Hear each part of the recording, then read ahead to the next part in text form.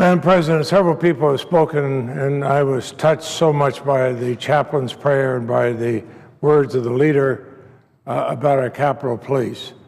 The leader, in his young days as a student, served as one of the Capitol Police. Because I'm President Pro Tem, I do have a security detail. But long before I had that, I made it a point to go every time I'd see a police officer on this campus. I'd say, you keep us all safe. Keep yourself safe. We worry about you. I'm wearing this pin, applying them today. I think we have to know, tourists who come here, members, staff, everybody are kept safe by these brave men and women. I ask those who are assigned to me to join me in my office for a silent prayer yesterday for the safety, the recovery of the officer injured, but for the safety of all these police officers. They rush in. They rush in when there is trouble. They don't say, well, gosh, I'm not being paid, or gee whiz, I'm supposed to go off duty in a minute. They rush in, no questions asked. Extraordinarily well trained. One of the best trained police officers, police departments anywhere in the country. And I think we owe them a debt of gratitude. But we've also heard in the last few days on the floor about the costly impacts of this needless government shutdown, and it's needless. I mean, the Senate's passed a resolution that would reopen the government while we work on a meaningful compromise to address our budget and our national debt because of a small radical group of Tea Party activists in the House of Representatives. They won't even vote on it. They instead have this parochial bit-by-bit funding. They want to pick and choose little popular things and say, here, we're for that. They don't want to stand up and vote yes or no on actual appropriations, because if they do that, they have to take a position. It's easier to vote maybe. Because now vote maybe, then go home and say, oh, well, you know, we're for medical research, or we're for the veterans. No, they're not. They voted to shut it down. We had a member of the House of Representatives on television posturing to a group of veterans that, isn't it terrible? The administration is closing off the Veterans Memorial. One of the veterans called him on and said, no, it's not the administration is closing it, it's you. It's you people. The small group in the House of Representatives has closed it down. Why don't they bring the Senate pass resolution to the House for a vote?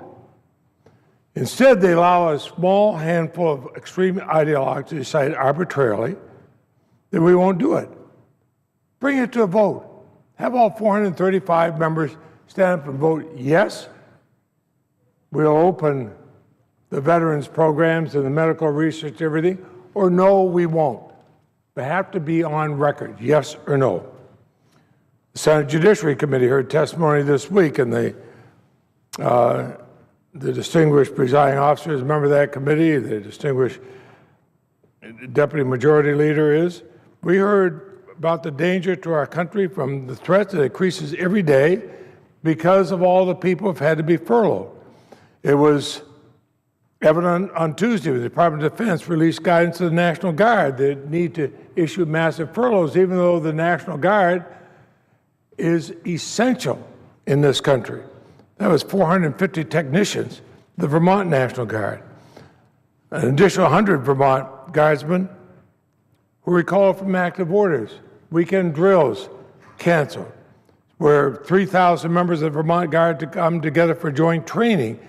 So it results in a decrease in our readiness.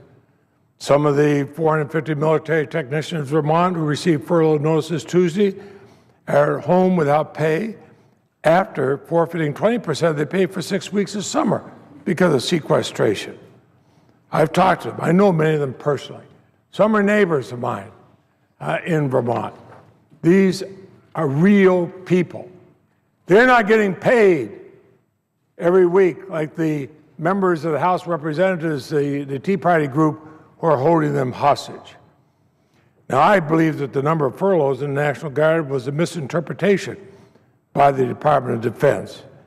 We have adopted legislation to ensure that members of our nation's military receive their pay. I'm the co-chair of the National Guard Caucus. I've joined Senator Manchin and others on a letter asking the Secretary of Defense to reinterpret this. But it also affects our veterans. There are nearly 50,000 veterans who call Vermont home. I hear from them, but my distinguished colleague from Vermont, who is the chairman of the Veterans Committee, has heard from them. These are real people. They showed up and supported this country when they were asked to, and now they say, why aren't you supporting us? Veterans across the country know that while their benefit payments will continue in the near term, furloughs within the VA are unfair to our veterans. And they now have a real question. What is our commitment to them?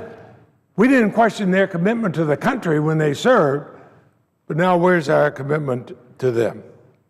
So let's stop picking winners and losers. Let's bring up bills. Let's vote on them. The distinguished chair of the Budget Committee is here on the floor. She got a budget through this committee. I remember casting the last vote, I think it was 5:30 on a Saturday morning after we'd gone all night long. And then when we go to want to go to conference with it, actually work out the differences with the House, oh no, then they might actually have to vote on something and it's blocked by a Republican senator working with the Tea Party in the House and say, oh no, we can't go to conference. Same people are giving speeches saying, why don't we have a budget? We pass a budget.